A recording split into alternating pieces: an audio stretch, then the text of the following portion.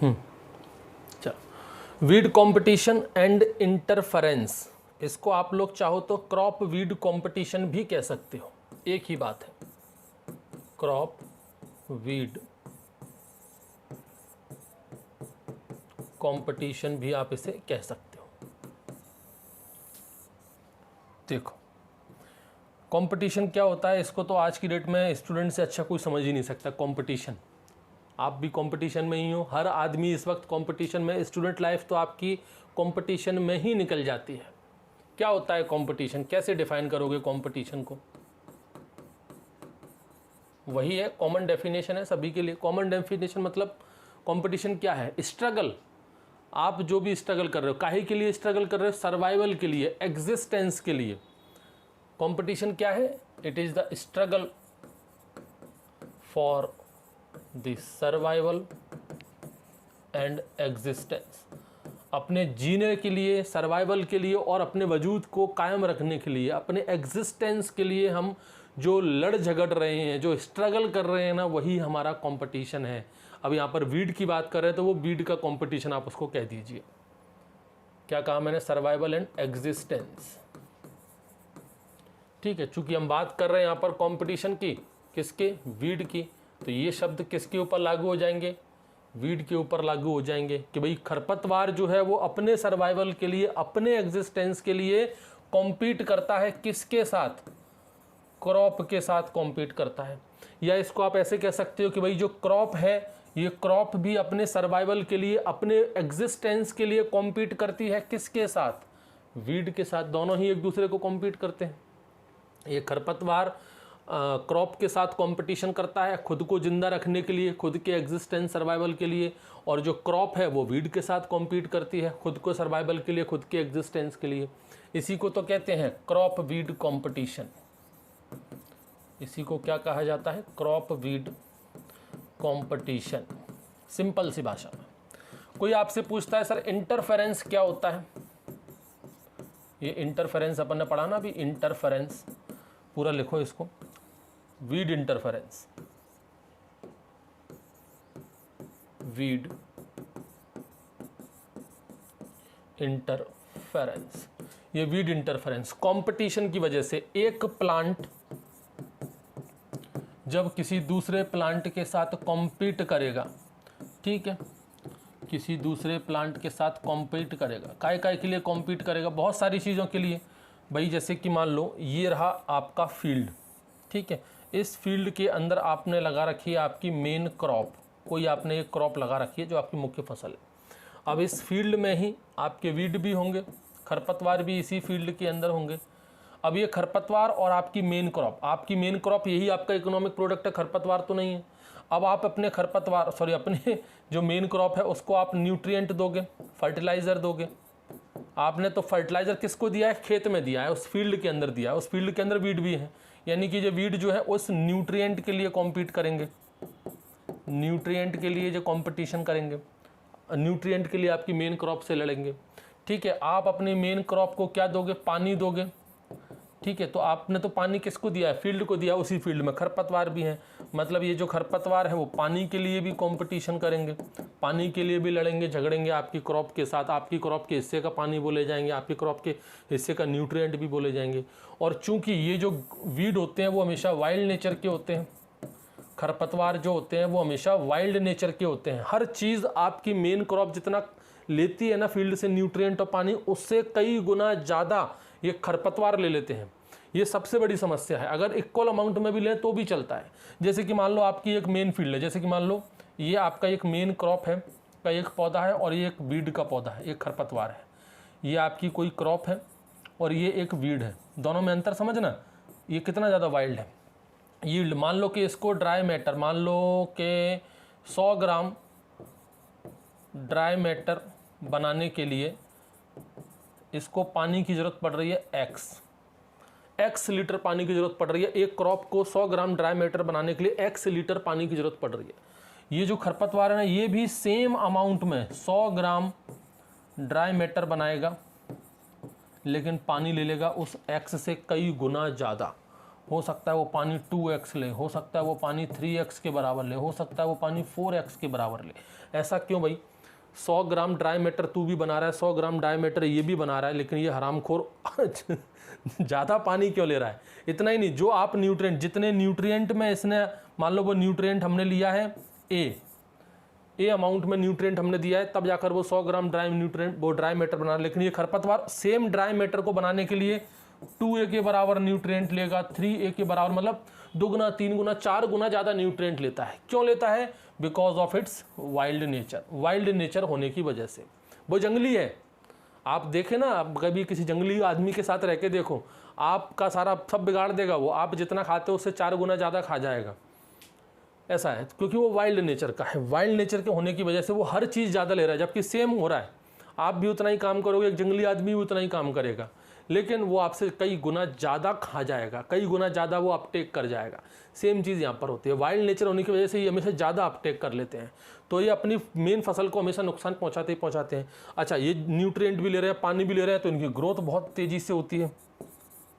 ठीक है, इनकी ग्रोथ बहुत तेज़ी से होती है। ग्रोथ बहुत तेज़ी से होने की वजह से इनकी जो फॉलियर ग्रोथ है,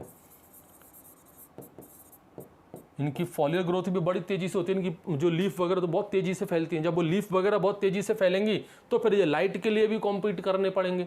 भाई आपकी ये मान लो ये मेन क्रॉप है, ये मान लो आपकी मेन क्रॉप है, ये मेन क्रॉप का आपका वो है पौधा, इसके ठीक बगल से ही मान लो ये खरपतवार लगा हुआ है, इसको न्यूट्रिएंट ज़्यादा मिल रहा है, इसको न्यूट्रिएंट ज़्यादा मिल रहा है, ये उसका पौधा है। अब जो सूरज की रोशनी आएगी वो आपकी मेन क्रॉप तक पहुँच ही नहीं पाएगी। मतलब अब ये लाइट के लिए भी, ये वीड जो है न्यूट्रिएंट और पानी के लिए तो कंपटीशन कर ही रहे थे, लाइट के लिए भी कंपटीशन करेंगे। आपकी फसल को लाइट भी ठीक से नहीं मिल पाएगी। इन मुख्य 3 चीज़ें हैं ये आपकी। पहला न्यूट्रिएंट ले लो, दूसरा पानी ले लो, और तीसरा लाइट ले लो। ये 3 मोस्ट इंपॉर्टेंट चीज़ है, इनके लिए लड़ते मरते रहते हैं। तो यहाँ पर अपन बात कर रहे थे कि इसकी वीड इंटरफेरेंस की। भाई एक प्लांट दूसरे प्लांट के लिए कॉम्पीट करता है, उनसे लड़ता झगड़ता है इन 3 चीज़ों के लिए, न्यूट्रिएंट के लिए, पानी के लिए और लाइट के लिए। इसकी वजह से जो भी डेट्रीमेंटल अफेक्ट, जो भी अपना नुकसान होता है ना, वही क्या कहलाता है? वीड इंटरफेरेंस कहलाता है। Total detrimental affect, total detrimental affect जो हो रहा है किसका? एक प्लांट का दूसरे प्लांट पर, उसी को कहते हैं वीड इंटरफेरेंस। समझ गए भाई? अब एक एक करके अपन सबको देखते हैं भाई। देखो, सबसे पहले तो बात कर लेते हैं अपन competition for the nutrient. Competition for nutrient. Nutrient के लिए क्या कंपटीशन है, किस तरीके का कंपटीशन है? यहाँ पर डाटा वाली चीज़ें वो आपको याद करनी पड़ेंगी। डाटा क्या क्या है वो देखो आप। एक चीज़ आप और याद रखो यहाँ पर, डाटा से पहले मैं आपको एक बता दूँ। एक इरिगेटेड कंडीशन है और दूसरी आपकी ड्राई लैंड या फिर कहो अनइरिगेटेड कंडीशन है। तो आप बताइए किस फील्ड के अंदर, इस फील्ड में और इस फील्ड में, किस फील्ड के अंदर न्यूट्रिएंट के अपटेक, मतलब न्यूट्रिएंट के लिए वीड कंपटीशन ज़्यादा होगा? इस फील्ड में ज़्यादा होगा या उस फील्ड में ज़्यादा होगा? न्यूट्रिएंट की बात कर रहा हूँ मैं, अभी नहीं। इसको ना पानी के केस में पढ़ेंगे। अभी आप कन्फ्यूज, अभी से क्यों बताया मैंने ये कंसेप्ट, भूल जाओ उसको पानी के केस में पढ़ेंगे। ठीक है, वो मैंने अभी बता ही दिया आपको। अपन तो काम की बात करते हैं। देखो, सॉरी क्या है आपका? डिजिटेरिया। ठीक तो ठीक लिख रहा है भाई, डिजिटेरिया। क्या पूरा नाम इसका? सैनगुएलिस। ये डाटा है, सोर्सफुल बुक से मैंने निकाले हैं ये सभी डाटा। इन डाटा को आपको लिखना, याद भी करना पड़ेगा। तो ये क्या आपका डिजिटेरिया सैनगुएलिस। ये लगभग 3.36% P2O5 फॉस्फोरस को एक्यूमुलेट करता है। यानी कि जहाँ कहीं पर भी ये होगा, कितना फॉस्फोरस लेगा? जितना आप प्लांट को दे रहे हो, किसी फील्ड में आपकी मेन क्रॉप लगी हुई है, उसको जितना आप फॉस्फोरस दे रहे हो, उसका 3.36% फॉस्फोरस ये ले जाएगा। ठीक है, ये डाटा याद रखना कौन सा कितना लेता है।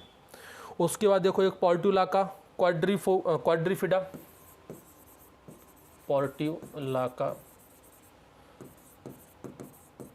क्वाड्रीफिडा, ये पोर्टुलाका क्वाड्रीफिडा 4.57 K2O को एक्यूमुलेट करता है, इतना ले जाता है। जितना भी आप पोटेशियम दोगे उसका 4.57% पोटेशियम ये ले जाएगा।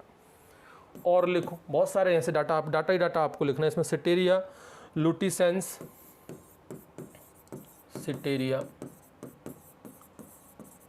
लुटिसेंस, सिटेरिया लुटिसेंस में अपना ये बेसिकली जिंक के लिए बहुत लड़ता है। 585 ppm जिंक ये आपका एक्यूमुलेट कर लेता है,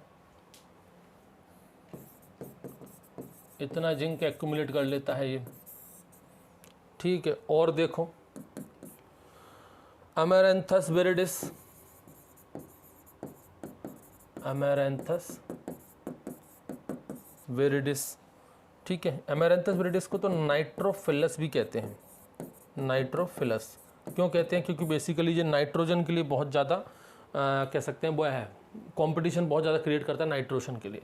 इसमें तीनों का याद रखो आप, नाइट्रोजन, पोटेशियम, कुछ के लिए अलग अलग। जैसे नाइट्रोजन के लिए अपन बात करें तो 3.16% नाइट्रोजन, फॉस्फोरस तो बहुत ना के बराबर है, और पोटेशियम भी अच्छा खासा लेता है। लेकिन मेनली इसकी जो लड़ाई है वो काई के साथ है, नाइट्रोजन के साथ। मतलब नाइट्रोजन के लिए बहुत ज़्यादा कंपटीशन क्रिएट करता है कौन? अमेरैंथस विरिडिस, इसलिए जो नाइट्रोफिलस की कैटेगरी में इसको रखते हैं। और देखो अपना चीनोपोडियम अल्बम, चीनोपोडियम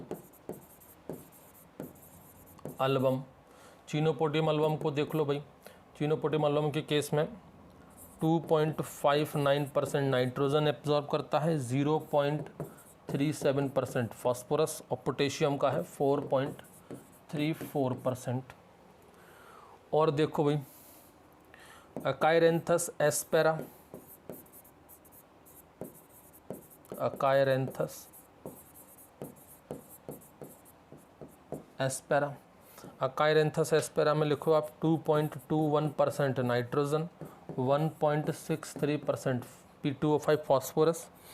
लिख लो इसको यार, पूरा लिखो, इसको भी ऐसा कर लो तो आप केवल फास्फोरस ही समझो, और 1.32% K2O। ये डाटा से याद करने पड़ेंगे आपको सभी, इसमें समझने वाली कोई चीज़ है नहीं जो मैं आपको समझाऊं, ये सब आपको याद करने पड़ेंगे। साइप्रस रोटेंडस, साइप्रस रोटेंडस में देखो भाई 2.17% नाइट्रोजन, 0.26% P2O5, 2.73% K2O। और आ जाओ साइनोडॉन डेक्टाइलॉन, साइनोडॉन डेक्टाइलॉन, साइनोडॉन डेक्टाइलॉन देखो 1.72% ये आपका नाइट्रोजन, 0.25% आपका P2O5 और 1.75% आपका K2O। ठीक है भाई, ये याद रखेगा। और देखो कुछ और बातें हैं यहाँ पर। देखो अब उस कंसेप्ट को समझो कि मान लो आपके पास एक है इरिगेटेड एरिया है और दूसरा है आपके पास अनइरिगेटेड या फिर कहो ड्राई लैंड एरिया। अब बताइए न्यूट्रिएंट का जो कंपटीशन है, जो वीड कंपटीशन है फॉर द न्यूट्रिएंट, वो कहाँ ज़्यादा होगा? Weed competition for the nutrient वो कहाँ ज़्यादा होगा? इरिगेटेड में या अनइरिगेटेड में या ड्राई लैंड में? ड्राई लैंड का मतलब, इसका मतलब हो गया पानी की कमी है, वाटर डिफिसिट एरिया है ये, और यहाँ पर पानी बहुत है, यहाँ पर पानी पानी अवेलेबल है। तो बताइए खरपतवार का न्यूट्रिएंट के लिए कंपटीशन कहाँ ज़्यादा होगा, यहाँ या यहाँ? इसको आप ऐसे समझें जैसे कि आप लोग हो कितने, 1000, बच्चे कितने हैं 1000, स्टूडेंट कितने हैं 1000, वैकेंसी कितनी आई हैं? वैकेंसी आई हैं 200, स्टूडेंट कितने हैं 1000, वैकेंसी कितनी है 200। कंपटीशन होगा हाई या लो? आप खुद ही सोचिए, हाई कंपटीशन होगा कम होगा? ऑब्वियसली बच्चे 1000 है, वैकेंसी 200 है, तो कंपटीशन हो जाएगा यहाँ पर क्या, हाई। अब इसको ऐसे समझिए, मान लो बच्चे 1000 है और वैकेंसी है आपकी 1500, तो काय का कंपटीशन? यहाँ पर कोई कंपटीशन नहीं है, लो कंपटीशन होगा। सेम वही चीज़ यहाँ पर है। इरीगेटेड एरिया के अंदर पानी बहुत अवेलेबल है, पानी बहुत सारा है, इसलिए इरीगेटेड एरिया में जो वीड कंपटीशन होगा वो पानी के लिए ज़्यादा होगा, सॉरी न्यूट्रिएंट के लिए ज़्यादा होगा। यहाँ पर मैं क्या लिख रहा हूँ, पानी, समझना इसको। इरीगेटेड एरिया में पानी की कोई कमी नहीं, पानी बहुत सारा है, 100 स्टूडेंट हैं, 1500 वैकेंसी है, कोई कंपटीशन नहीं है। इरीगेटेड एरिया में पानी बहुत ज़्यादा है, इसका मतलब पानी के लिए कोई कंपटीशन यहाँ पर नहीं होगा। यहाँ पर कंपटीशन किसके लिए होगा, न्यूट्रिएंट के लिए कंपटीशन होगा। यहाँ पर कंपटीशन किसके लिए होगा, न्यूट्रिएंट के लिए। और वहीं ड्राई लैंड में आप चले जाओ तो ड्राई लैंड कंडीशन में पानी की कमी है, यानी कि जिस चीज़ की कमी होगी उसी चीज़ के लिए सबसे ज़्यादा लड़ेंगे बढ़ेंगे। यहाँ पर 200 वैकेंसी है, 1000 है, कमी यहाँ पर दिख रही, डिफरेंस यहाँ पर है, यहाँ पर वैकेंसी की कमी है तो कंपटीशन यहाँ ज़्यादा होगा। यहाँ पर जो कंपटीशन होगा वो पानी के लिए होगा। इस चीज़ को याद रखना कि इरीगेटेड एरिया में कंपटीशन काय के लिए होता है, न्यूट्रिएंट के लिए होता है। वहीं अनइरीगेटेड एरिया में कंपटीशन काय के लिए होता है, ड्राई लैंड एरिया में कंपटीशन काय के लिए होता है, पानी के लिए होता है। जिस चीज़ की जो चीज़ भारी मात्रा में है, ज़्यादा क्वांटिटी में, उसके लिए क्या कंपटीशन, वो तो वैसे ही बहुत अवेलेबल है। खरपतवार तू भी ले भाई, मेन क्रॉप तू भी ले, मेरे पास बहुत सारा पानी है, बहुत सारा मेरे पास न्यूट्रिएंट है। ड्राई लैंड कंडीशन में जाओगे, सूखी जगह में जाओगे, पानी की बहुत कमी है। एक मिनट, पानी की कमी तो मुझे भी है पानी की कमी मुझे भी है, बहुत कमी है भाई। दिन कैसे निकल जाता है मुझे पता नहीं चलता, इस बोर्ड के सामने खड़े खड़े मेरा दिन निकल जाता है। सुबह 8 बजे, 8:30 बजे, 9 बजे से मैं शुरू करता हूँ, थोड़ा तैयारी वैयारी करके 9 बजे से मान के चलो तो 12 से 1 घंटे का बीच में ब्रेक लेता हूँ, जिसमें बच्चों के कॉल आ जाते हैं, मैसेज वगैरह आ जाते हैं, उनको अटेंड कर लेता हूँ। थोड़ा व्हाट्सअप पे ग्रुप चैट में थोड़ा सा देख लेता हूँ, खाना खा लेता हूँ उसी 1 घंटे के अंदर, और फिर काम पे लग जाता हूँ। और रात के 8-9 बजे से पहले फ्री नहीं होता। 14 से 15 घंटे मुझे लग जाते हैं कम से कम, डेली हो रहा है ऐसा। समझ नहीं आता मैं क्या बोलता हूँ, क्या पढ़ रहा हूँ। कभी कभी तो मुझे ऐसा लगता है कि मैंने जो पढ़ाया वो सही पढ़ाया कि नहीं पढ़ाया, कुछ गलती तो नहीं होगी, क्योंकि इतना सारा हर एक टॉपिक के वीडियो लेक्चर बन रहे हैं। एक दिन में 12 से 13, 14 वीडियो लेक्चर रिकॉर्ड कर रहा हूँ मैं एक ही दिन के अंदर। तो कई बार तो ऐसा लगता है कि यार मैंने कुछ गलत तो नहीं पढ़ा दिया उसमें, क्योंकि वो इधर का उधर हो जाता है, बड़ा दिमाग के उसको याद करना पड़ता है। पहले तो क्या होता था कि भाई एक दिन में 1 या 2 वीडियो लेक्चर याद करने पड़ते, 1 या 2 वीडियो बनता था ना, तो समस्या ही नहीं होती थी, मैं ऐसे ही बढ़ा देता था। लेकिन अब एक दिन में 10-10, 12-12 वीडियो लेक्चर रिकॉर्ड करने होते हैं, तो मुझे उसकी लिस्ट बनानी पड़ती है, उसके कुछ स्पेसिफिक पॉइंट मुझे यहाँ कागज़ के अंदर लिखने पड़ते हैं, जिसको मैं बार बार देखता हूँ कि हाँ अब मुझे ये पढ़ाना है, अब मुझे ये पढ़ाना है। अब ये हो गया, भयंकर वर्कलोड हो गया, जीभ चिपक जाती है, होठ सूख जाते हैं, आवाज़ ही नहीं निकलती मुँह से, लड़खड़ाने लगते हैं, तोतले टाइप के हो जाते हैं। अच्छा, जब ऐसा होने लगता है। तो मैं क्या बात करता हूँ भाई, इरीगेटेड कंडीशन में पानी की कोई कमी नहीं है। जिस चीज़ की कोई कमी नहीं है, बहुत सारा पानी है, तो खरपतवार भी उसको अच्छे से ले सकता है और प्लांट भी अच्छे से लगता है, उसके लिए कोई कंपटीशन नहीं होगा। ठीक है, तो इरीगेटेड कंडीशन में फिर कंपटीशन काय के लिए होगा, न्यूट्रिएंट के लिए होगा। ये ड्राई लैंड कंडीशन में बात करें अपन, अनइरीगेटेड, वहाँ पानी की बहुत कमी है, पानी की कमी है, तो न्यूट्रिशन काय के लिए हो, कंपटीशन काय के लिए होगा, उसी चीज़ के लिए होगा जिस चीज़ की कमी है। तो यहाँ पर कमी किसकी है, पानी की है, इसलिए ड्राई लैंड कंडीशन में हमेशा कंपटीशन पानी के लिए होता है। और वाटर अवेलेबल कहाँ पर ज़्यादा है, इरीगेटेड में है, तो यहाँ पर पानी के लिए कंपटीशन है, यहाँ पर न्यूट्रिएंट के लिए होता है। और ये जो मैंने आपको बताया ना, यही है मेन रीज़न कि हम जो राइस है, जो पैडी कल्टीवेशन है, उसको हमेशा अपन काय में करते हैं, रिड्यूस्ड जोन में लगाते हैं, या कह सकते हैं उसको लो लैंड कल्टीवेशन करते हैं। हमेशा क्या करते हैं अपन, लो लैंड कल्टीवेशन करते हैं।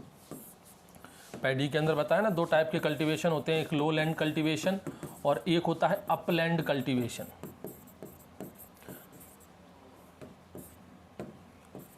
अपलैंड कल्टीवेशन, तो ये अपलैंड कल्टीवेशन जो होता है ना, ये काय में होता है भैया, ड्राई एरिया में ही तो होता है, ड्राई लैंड में ही तो होता है। यहाँ पर पानी की कमी होती है, वहाँ पर अपन अपलैंड करते हो, यहीं पर सबसे ज़्यादा खरपतवार का लॉस होता है, वीड लॉसेस सबसे ज़्यादा यहीं पर करते हैं। खरपतवार से सबसे ज़्यादा नुकसान अपलैंड में होता है, इसलिए हमारे इंडिया के अंदर मैक्सिमम टाइम पर क्या होता है, खरपतवार जो अपना खेती होती है राइस की, वो लो लैंड कल्टीवेशन में थी, क्योंकि यहाँ पर पानी की कोई कमी नहीं होती। ठीक है, और न्यूट्रिएंट के लिए तो अपन मैनेज कर ही लेते हैं, पानी के लिए बड़ी समस्या होती है। ठीक है, न्यूट्रिएंट तो आप मार्केट से लाओगे, पानी कहाँ से लाओगे मार्केट से, पानी मार्केट में नहीं मिलता, पानी तो नेचुरली है आपके अगर आसपास में, आपके ट्यूबवेल में पानी नहीं है, नहर में पानी नहीं है, नदी में पानी नहीं है, तो मार्केट में क्या एक बोतल से थोड़ी ना पानी लाओगे, उसकी क्वांटिटी बहुत ज़्यादा लगती है। न्यूट्रिएंट तो आप ले भी आओगे मार्केट से, कोई समस्या नहीं होती। न्यूट्रिएंट का इशू नहीं होता, पानी का बहुत बड़ा इशू होता है। इसलिए अपलैंड कल्टीवेशन जहाँ पानी की कमी रहती है, वाटर स्केरिटी कंडीशन होती है, तो वहाँ पर वीड कॉम्पिटिशन बहुत ज़्यादा होता है। इसीलिए राइस के केस में जो अपना है ना एकाइनोक्लोआ, कौन सा खरपतवार है राइस के केस में मोस्ट इंपॉर्टेंट, जो डोमिनेटिंग वीड है राइस के केस में, वो है आपका एकाइनोक्लोआ क्रसगैली, इकाइनोक्लोआ क्रसगैली। ये जो खरपतवार आप देख रहे हो ना, ये बहुत ज़्यादा ही इम्पोर्टेंट, बहुत ज़्यादा नाइट्रोजन अपटेक कर लेता है, ठीक है, बहुत ज़्यादा ही नाइट्रोजन अपटेक करता है और साथ ही साथ पानी के लिए कॉम्पीट करता है, ठीक है, किसमें, अपलैंड में। इसलिए अपन कम से कम एक चीज़ को तो कम कर दे, नाइट्रोजन तो वो ले ही रहा है, बहुत ज़्यादा नाइट्रोजन तो अपटेक करता ही करता है, अपलैंड में लगाओगे तो पानी भी लेगा। इसलिए इसको काय में करते हैं अपन, लो लैंड कल्टीवेशन में करते हैं हमेशा पैडी की खेती। तो पैडी की खेती लो लैंड कल्टीवेशन में करोगे तो कम से कम एक लॉस तो खत्म हो जाएगा, यहाँ पर पानी के लिए जो कॉम्पिटिशन है वो खत्म हो जाएगा। मतलब ये पानी के लिए तो कम से कम कॉम्पिटिशन नहीं करेगा एकाइनोक्लोआ क्रसगैली। बस एक चीज़ रह जाएगी नाइट्रोजन अपटेक, तो वो तो अपन कंट्रोल कर लेंगे, नाइट्रोजन का अमाउंट ज़्यादा दे देंगे, उसकी कोई प्रॉब्लम नहीं। लेकिन अपलैंड में तो दो नुकसान हो रहे हैं, नाइट्रोजन तो लेके ही लेगा, पानी ले लेगा, वो बड़ी समस्या है। पानी कहाँ से लाओगे, पानी खत्म हो गया तो ये बड़ा सबसे बड़ा इशू है, ठीक है।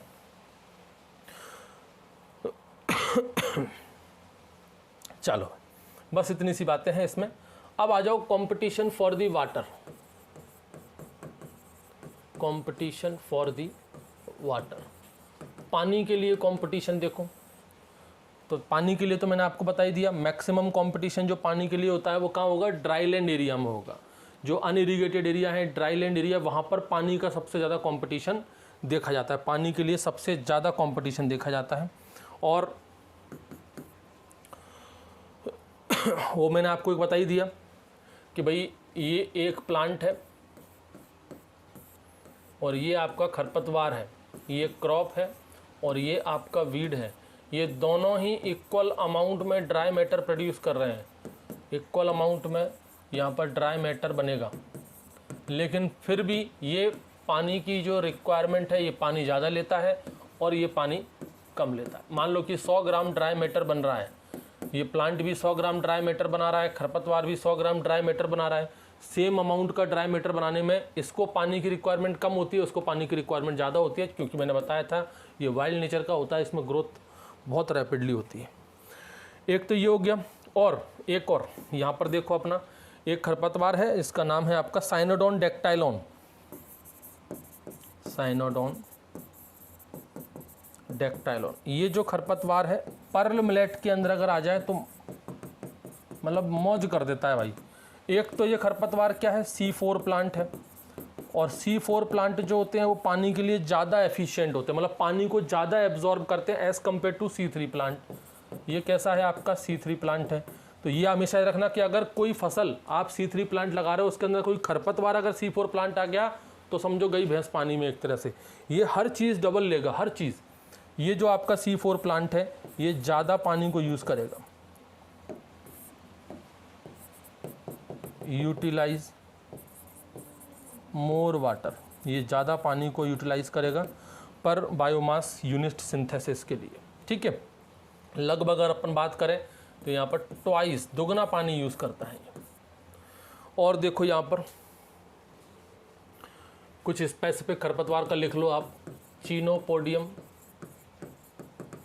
अल्बम का लिख लो, चीनोपोडियम अल्बम। ये कितना पानी एब्जॉर्ब कर लेता है अपनी लाइफ साइकिल में, 550 mm, 550 mm पानी एब्जॉर्ब करता है। चीनोपोडियम अल्बम बेसिकली किस क्रॉप के अंदर आता है, गेहूं के अंदर ही आता है। और गेहूं की क्रॉप गेहूं की क्रॉप कर पाती है 479 mm, गेहूं की क्रॉप 479 mm कंजप्टिव यूज़ है, ये कंजप्टिव यूज़ है, डाटा इसका चाहो तो लिख लो,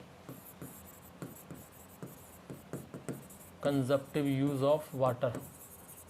तो गेहूं का, अब आप सोच सकते हो मेन क्रॉप जो आपकी गेहूं है उसका कंजप्टिव यूज़ ऑफ वाटर कितना है, 479 mm, और उसमें जो खरपतवार लग रहा है उसका कितना है, 550 mm। तो ऑब्वियसली वो कितना ज़्यादा नुकसान पहुंचाएगा।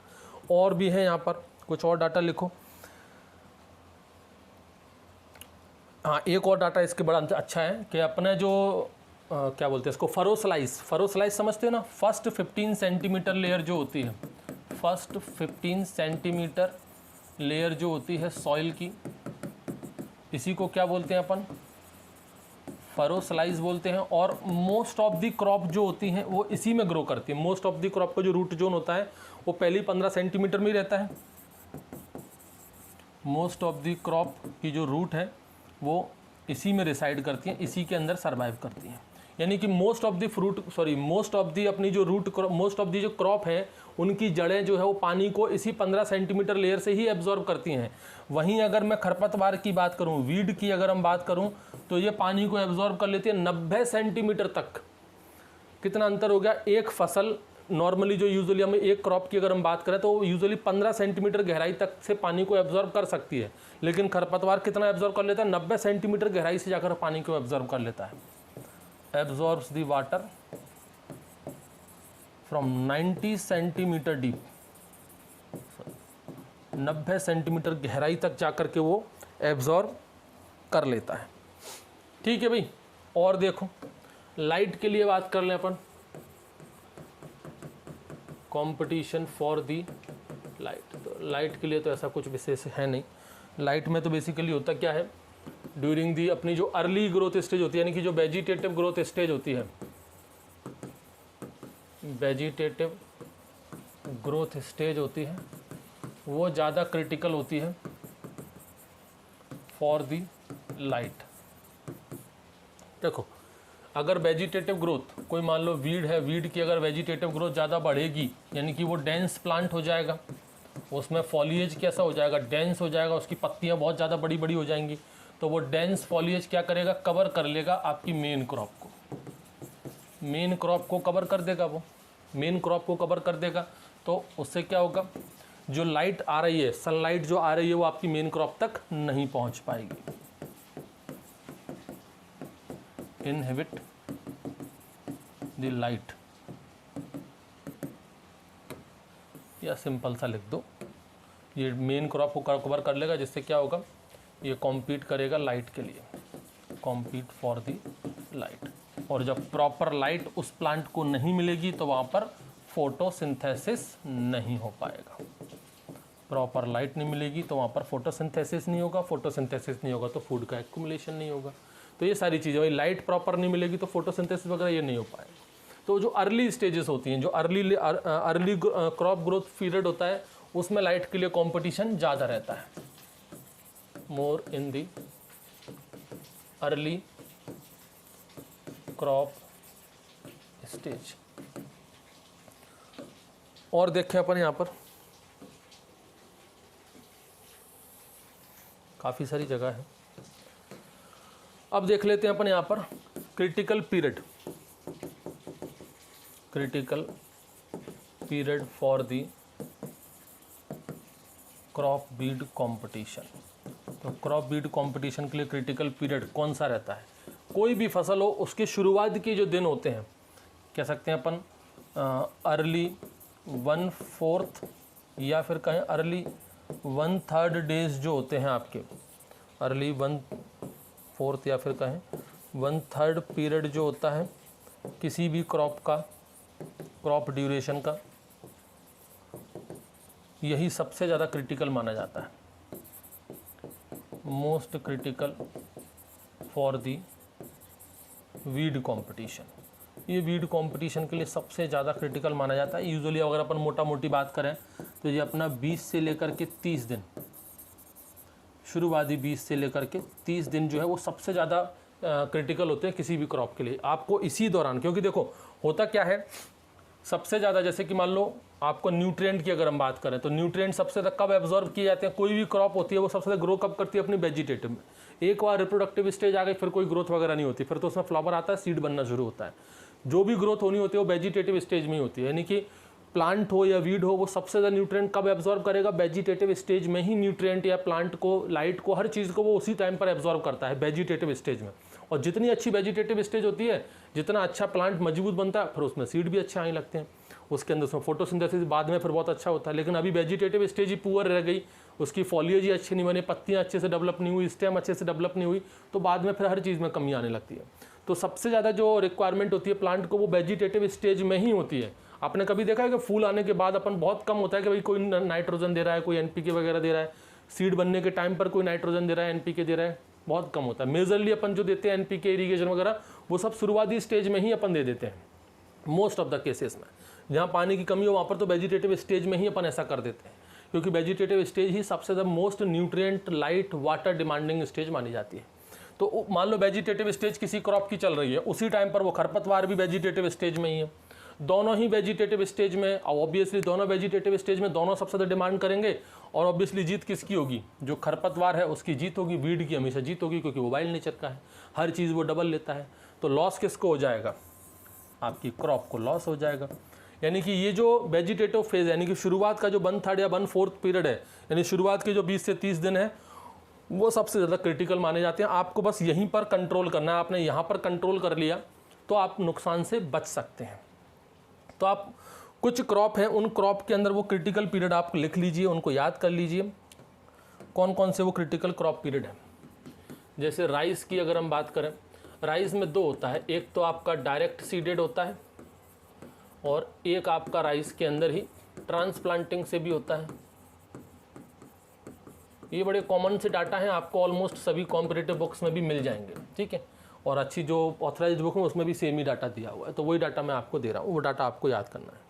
राइस के लिए अगर हम बात करें, अगर वो डायरेक्ट सीडेड है तो 45 से लेकर के 15 दिन शुरुआत के बुवाई के 45 से 15 दिन तक ये सबसे ज़्यादा क्रिटिकल पीरियड रहेगा। यहाँ पर लॉस की अगर हम बात करें, यहाँ पर लॉस की अगर हम बात करें तो 60% तक लॉस हो जाता है। वहीं अगर मैं इसकी बात करूँ तो ये है आपका 30 से लेकर के 45 दिन तक इसके बीच में क्रॉप वीड कंपटीशन रहेगा, और 27.5% 27.5% तक इसमें लॉस हो जाता है, ठीक है। कुछ इंपॉर्टेंट क्रॉप का ही अपन देखेंगे, सभी क्रॉप का नहीं पढ़ना अपन को। गेहूं की बात कर लें अपन, वीट, गेहूं की बात करें तो गेहूं के अंदर जो क्रॉप वीड पीरियड है वो 30 से लेकर के 45 दिनों का है, शुरुआती 30 से 45 दिन का है, ठीक है। और 16 से लेकर के 30% तक इसमें लॉस हो जाता है। वीट के बाद अपन बात करते हैं यहाँ पर मेज और सोरगम, दोनों को देख लो। मेज और सोरगम, इनका देखो भी 15 से 45 वही शुरुआत के ही रहते हैं हमेशा, 30 दिन तक, 45 दिन तक, 40 दिन तक, 20 से 30 दिन तक, वही ऑन एन एवरेज वही रहता है आपका, ठीक है। इसमें भी आपका कितना है? 15 से लेकर के 40% तक इसमें भी आपका लॉस होता है। उसके बाद अपन और बात करें, जैसे कि चना ले लो, ग्राम चने की अगर हम बात करें तो चने के अंदर है आपका, इसमें काफ़ी ज़्यादा है, 30 से लेकर 60 दिन तक वीड कंपटीशन रहता है, और 11.60% तक ये लॉस कर देता है। इसके अलावा और देखो अपना सोयाबीन ले लो, सोयाबीन में रहता है आपका 20 से लेकर के 45 दिन का, सोयाबीन में 20 से 45, और 30.50% लॉस आपको देखने को मिल जाएगा। और इसमें ग्राउंडनट इम्पॉर्टेंट है। ग्राउंडनट के अंदर क्रॉप बीड कंपटीशन आपका शुरुआत में 30 से लेकर के 50 दिन तक होता है। बुवाई के 30 से 50 दिन तक आपको खरपतवार को मेंटेन करके रखना है, कंट्रोल करके रखना है, ठीक है। और यहाँ पर जो है नुकसान आपका 33.80% तक हो जाता है। इसके अलावा अपन बात करें यहाँ पर शुगर केन की,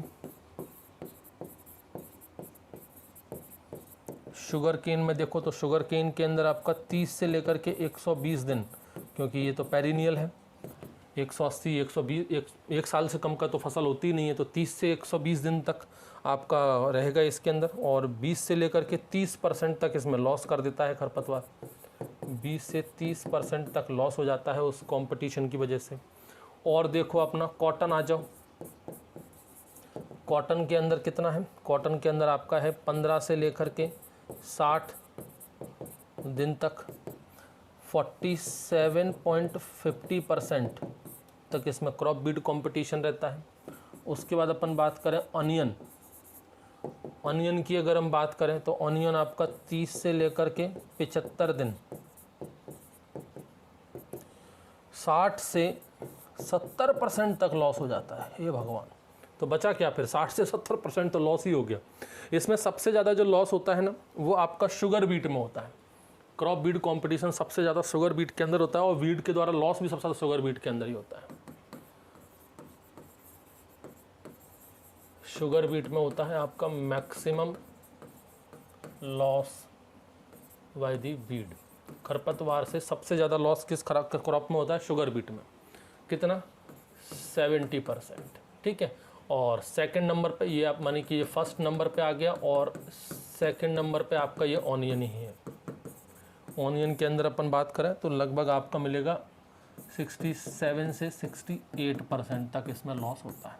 जैसे कहता 60 से 70 मतलब एवरेज लेके चलो तो 67 से 68%। यानी कि मैक्सिमम लॉस किस में होता है? शुगर बीट में होता है खरपतवार। यानी मैक्सिमम क्रॉप बीट कंपटीशन फिर किस में रहेगा?